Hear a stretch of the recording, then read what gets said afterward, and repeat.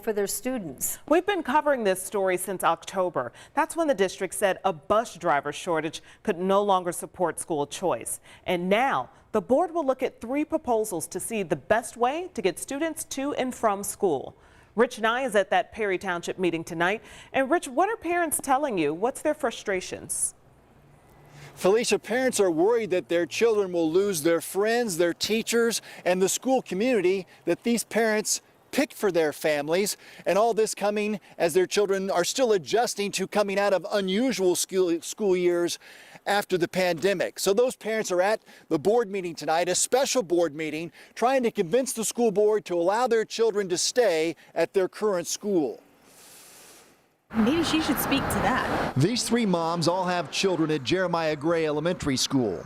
All their children may have to leave the school their families chose to attend a new school next fall if Perry Township adopts new elementary school boundaries. She has expressed to me some trepidation about being in a brand new building that she's never been in before, with brand new teachers that she's never met, surrounded by kids that she doesn't know. The administration says the district is short almost 40 bus drivers.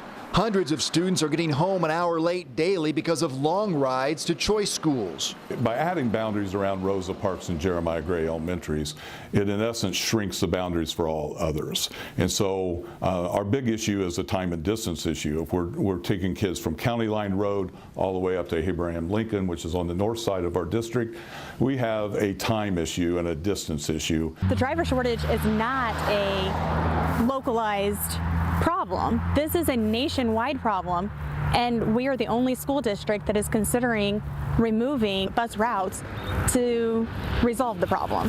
There has to be another solution. The proposed boundaries would force almost a third of elementary students to switch schools. Almost 3 years after the pandemic, we're voluntarily talking about uprooting these kids and displacing them again and forcing them to reform their social networks and start all over. And it comes at an odd time as the district is trying to close those gaps. It doesn't make sense to do this right now. The administration feels those elementary school boundaries are absolutely necessary, but there might be a compromise here that would allow parents to keep their children in their current elementary school if the parents would provide transportation to and from school. Those parents are letting their voices be heard tonight in this special school board meeting that just started. The school board is listening tonight. They'll get a recommendation from the administration, and then they'll vote on that recommendation at the regular school board meeting a week from tonight.